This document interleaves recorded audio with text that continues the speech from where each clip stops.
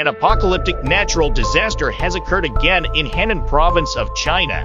On last Monday, July 25th, a terrifying thunderstorm with strong winds hit Zhengzhou city in Henan province. It has caused flooding in many sections and the maximum wind speed was 37 meters per second. The videos taken by the local people on social media show how strong the storm was that day. The Zhengzhou Meteorological Observatory issued a yellow warning signal for thunderstorms and strong winds. According to a Chinese local media, the sudden heavy rainfall caused water to accumulate on the road, and the water was waist-high in the worst case. Due to the flooding on the street, the traffic was paralyzed for hours.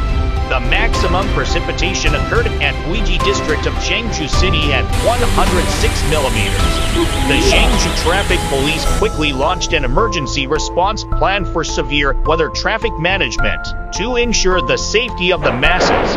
Besides, some flights in Zhengzhou airport was delayed and cancelled due to the strong winds and heavy rain.